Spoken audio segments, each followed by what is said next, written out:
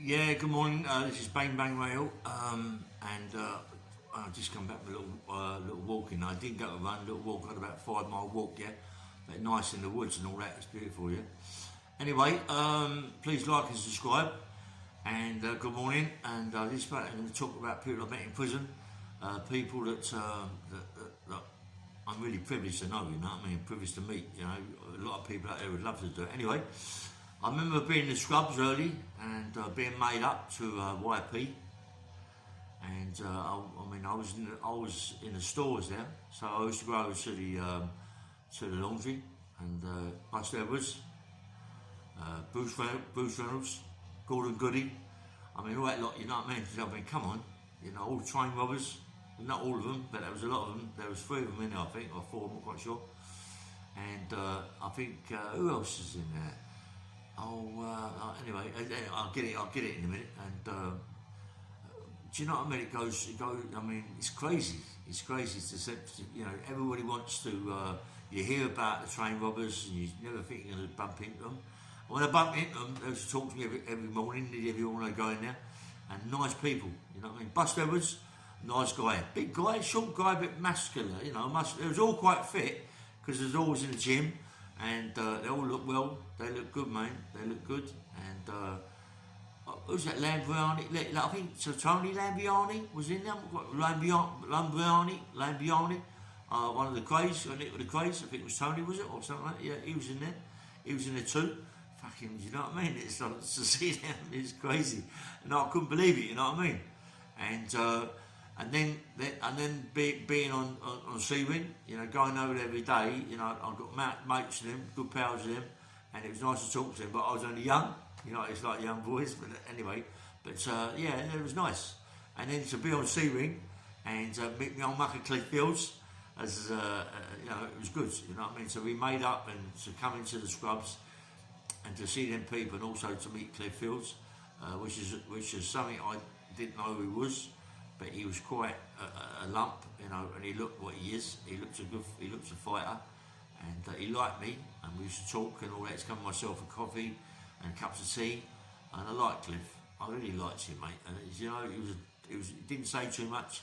He didn't really have to say something. Everybody was petrified of him. Honestly, everybody was petrified of him. He's a big guy, you know what I mean? And they all knew who he was. And he was a red band, meaning to say that he could walk around the prison and do more or less what he wanted to do. I mean, they give him a good job. Come on, red band. But anyway, then I moved from there. You know, lots of things happened to me, all from my sentences. I met some really good people. As I met, what's his called? Sam McCarthy. Sam McCarthy, good fighter, Sam. I met him in Albany with my mate Paul McDermott. I mean, there was Jim Audley's. Went in there, little Sam. I remember Sam when I was in Brixton, and I was in a special unit there. In this big special unit, they was all in there. Like a lot of the Wembley lot was in there. I think Wilkinson was in there. I'm not quite sure. There's a few in there, and I'm not quite sure Bertie Smalls was in it. I'm not quite sure, you know. I'm not quite sure, but there's a few in there. But I met Sam McCarthy and a guy called Frankie Fellas. Brian Turner was in there. Like, all names in it, you know what I mean? And I was only young, and anyway, they put me in there because I was up for a bad charge. They thought it was me, but it wasn't me anyway. And I was always doing press-ups. That was what sit-ups, press-ups, all day long. I was murder for it, yeah. And Sam McCarthy, being was a short guy, about 9.5, 10 stone. He reckons, I bet he can't do press-ups with me sitting on your back, laying on your back. I bet I fucking can. And I was doing press-ups, 10 press-ups with Sam McCarthy on my back. And then, as I say, I went to Albany, and I met Harold Marks. I met Harold Marks in Brixton. I mean, come on. I mean, come on. That is a legend, Harold Marks. All these ones I'm talking about are legends, you know that. Harold Marks, I mean, I met him. I was tooled up with him for 2 or 3 weeks in Brixton. And the things we were talking about, mate, Harold Marks is a bit dirty. He's always smoking cigarettes. The whole fucking cell stunk the face, but I wasn't smoking anyway. But a nice geezer, Welsh guy. Give you anything you wanted, you get from him. You know, he was a really nice guy. Talked to me. I mean, it was talking to 2 or 3 o'clock in the morning. He never stopped nagging. He never stopped nagging about drugs, this, drugs, that. I wasn't into that then.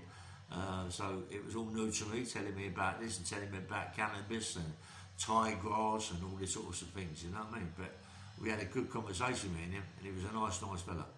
I met Peter Kelly, not Peter Kelly, Mickey Gooch in Brixton. Mickey Gooch, a legend, mate. He's a legend. He's a nice fella, Mickey Gooch. I mean, he's my best pal, mate. He was my best pal ever, rather than the guy I'm with now, Terry. But Mickey Gooch I loved him to death, mate.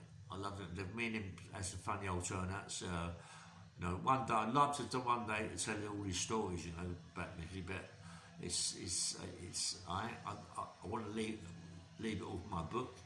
I don't want to let so many people know all about all the things we should do, because it's my book thing, isn't it? You know what I mean?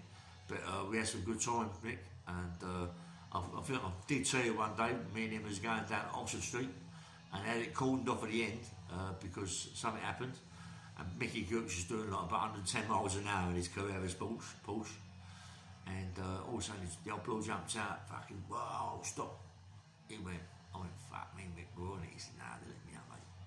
They let me go. He said, I know I'm a target, mate. I know that I'm a target, and they let me go. I know that, mate, they're going to let me go. All of a sudden, took his licence, come over. Yes, mate, don't speed. Try not to speed in that car, mate. We're not as fast car. Slow down, mate. And see you later, have a nice day. Yeah, Ron. He said he knew that it was a target, Mickey. And Mickey Gooch, mate, proper character, mate. I mean, I met him in France, and you know, a lot went on there, and I can't really say really all what happened. But Mickey Gooch, I loved him to death. Me and him had some great funs. I mean, all the clubs we used to go to, you know, Nigel Ben, Gary Stretch. I mean, Mickey Gooch was Gary Stretch's manager. Honestly, he's the one who put all the money up, Gucci, and another guy called Terry, forget Terry's name, but Gucci, proper geezer, mate. I mean, he could, money, I mean, money was just like crazy. It flowed through him, you know what I mean? He could walk down the road and find £1,000. It was one of them sort of people, you know, like, just find money all the time. I like Mick, mate. And little story, what happened between me and him, yeah. I come out of prison, and someone told me, but anyway, I met him, and we was going down the gym, and I was lifting silly weights, as he just come out and nicked great big weights. I was Mickey shit himself. Mickey didn't want to train, but I made him train. And I put my old gloves on, got in the ring, had a few sparring matches with people, nothing much. Got in the bag, punched the bag about a bit, and anyway, he lived at Snaresbrook then, opposite Snaresbrook Crown Court. He had a beautiful house, mate. He had something, he has beautiful house. His wife Carthy was exceptionally beautiful woman. I mean, she had little Danny then, I think, a little girl, and the house was spotless, mate. Inside was like inside. The outside, you think, it's not all that. But walking there, it was like £1 million, mate. It was unbelievable. But Mickey, I said to Mickey one day, I went to the station, took me to Chigwell station, and I said to him, listen, Snaresbrook, took the Snaresbrook station. I said, Mick, do me a favour, mate, lend me 50 quid. He went, nah. He started lending you no money, mate. I'm not here to lend you money. You're here to earn it. You know what I mean? But he gave me it. He said, listen, no more lend money. You want to earn it, we talk about it. And that's why I started going forward, yeah? Anyway, I'm now back going to the scrubs. I met some fantastic people in the scrubs, mate. People, proper names, you know, proper names. And it's all in there, you know what I mean? It's got to come out and do stories about me, you know what I mean? And then, I mean, I go to Albany, and I met Johnny and Parky Barry, the Barry brothers. They took over from the Craze. I think it had something to do with the Craze. I'm not quite sure. Nice people, mate. Them two was never ever separated. John and Parky Barry, never ever separated. They was always together. Parky was really stocky, really powerful. John wasn't like that, what Parky at all, but Parky was really powerful. When I first went there, even though I've seen the Craze later on, When I first went there, I thought that was the craze, because it reminded me of the craze, you know what I mean? With like the stamp of them, how big they are, and both, one's powerful, one's not so powerful, you know. But John and Parky Barry, anybody know them? Quite nice people, give them my regards, and nice people, I really like them. And George Davis was in Albany. I mean, upset a few people with George. Didn't you, George? I mean, 1 minute everybody was behind him writing letters on all sorts of places, bridges and everything, yeah? What's he do? They get him out, he gets fucking nicked. It's the same thing. So George Davis, mate, is mad. But I liked him. He was a nice fella. I mean, Albany was full of faces, Albany. And some nice Pat, my mate Pat. I used to train with Pat in the gym all the time. Pat used to run, and he ran like an antelope. I used to call him the antelope, and he was a good runner, Pat. He used to run around that exercise yard, no problem. Fit man. In the gym with me, fit, train. I used to train him all the time. Nice kids. I like Pat. Everybody growls at him. Everybody thinks he's a growler, and but he's a nice guy, mate. He's a nice guy. He'll give you anything, Pat. That's what he is. Got a good heart, mate. He'll give you anything, but if he gives you it, don't take the piss out of him. Anyway, there's Pat. I mean, there was a guy called John McDonough, yeah, Big John, who one of the guys that climbed up on the roof, and massive, mate, 6'7", 6'8", massive, beard, great big Irish guy. Man, how he got up that pole? How he got up that Jane pot? I don't know, but he was massive, John. And Johnny Patton, another face, Johnny Patton. He was the last one to come down from the gym roof, and he burnt all his kidneys and his liver, all accounts, and he had it really bad. They stuck him with the other guy. Who's the other guy with the bald head? I forget his name. Bronson, Charles Bronson, stuck in next door to him, I believe. And them two become mates, shouting in the cages and all that. But Johnny Patton, nice, dangerous fella. He killed when he got him off the roof. He went to Parkhurst. He got involved with a guy with a gambling club and stabbed the guy to death over some money. Yeah, but that's what happens. And Johnny Patton wanted to get a big bit of bird. I've got a life on top of that. I mean, come on. I mean, Peter Kelly, my best mate in Albany. Me and Peter were very close, trained every day. Peter Kelly, powerful man. I mean, I keep saying powerful, but he was a powerful man, mate. He was a big, powerful man. Powerful. I mean, good looking guy, mate. Good looking guy. I mean, but he loved me to death, Peter. He'd always give me t-shirts, and if I wanted his fags, but always food. He had a thing about rice, Peter. He loved rice puddings. He loved carnation milk with rice puddings. He loved that. He could cook a rice pudding, Peter, and I liked him. There's loads. I mean, it's going to come back to me. I want to, obviously, a lot more people to come back to me. All my mates at Chelmsford. I mean, I met some people at Chelmsford Prison, mate. Chelmsford Prison was the best prison you could ever go to. The best prison, mate. It's the greatest prison in England. I mean, the Roses, Ray Rosa. Anybody knows that little firm, Ray Rosa and his brother? Heavy little firm, Ray Rosa. Gangsters, proper gangsters. FRASER, number one gangster. But FRASER, I mean, I didn't really rate FRASER. FRASER's tiny, a little man, but used to shout about, kick about, smash things about, but dangerous. You know, very dangerous. Tony Alliance, number one, very dangerous. I love Tony. A few people might have seen his picture. Big geezers with glasses. Took the piss. Vicar said that I took the piss out of him when he done the film at Vicar. But Vicar took the piss out of Tony Alliance. I mean, he shouldn't have done that, mate. He shouldn't have done that, because Tony Alliance was a proper man, proper fucking dangerous man. And Vicar must have shit himself when I come out of prison with Tony Lawrence, and believe me, the Vicars are lucky to be alive.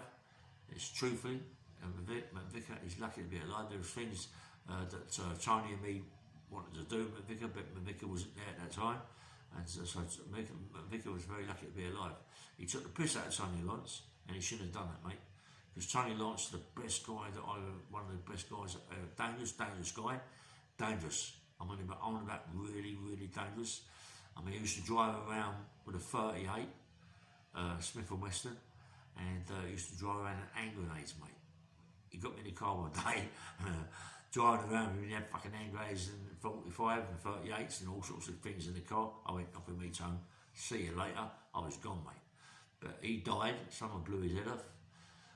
I was told he died of cancer. I'm not quite sure. He might have died of cancer. But I think his son Stephen told me that he died of cancer. I'm not quite sure. But Tony Lance, best guy that you could ever meet. I mean, he was nice. Another nice guy.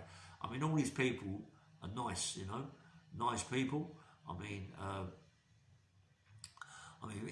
in Albany, there was loads in there. I mean, loads. My mate Toby Ludlow. Fuck Toby Ludlow. I love Toby, mate. When I met him in Chelmsford, when they tried to kill me from Albany. I mean, he was in Albany with me, Toby as well. Toby Ludlow, dangerous man, mate. He is dangerous, Toby. I mean, not a lot. Maybe if people know him out there, not all that big. Couldn't fight, can't hold his hands up, but put something in his hand and he would use it. He ain't afraid. He'd stab you to death. I mean, he would stab you to death. I mean, he's got a scar from there, all the way around there, where they cut him with a Stanley knife and done him, like he's called Peacock, I think, I'm not quite sure, done him with a fucking Stanley knife and ripped his face right open, about an inch wide scar, because he didn't go to the hospital, it should have done, and it got, anyway, he did go and had it done, yeah, fucking massive, yeah. And he never had grass. He's a nice guy. He's got grassed up big time. He was, I think he got 11 or 12. I'm not quite sure. But Toby Ludlow, we watching, mate. How you going? All right, mate, Toby. I mean, it's all going to come back to me. People's names. I mean, listen, I've got to go. So it says Ray Bang Bang Hill. Please like and subscribe. Have a nice day, and I'll do a podcast tomorrow. Sorry it's only short, but take care. Yeah, bye bye.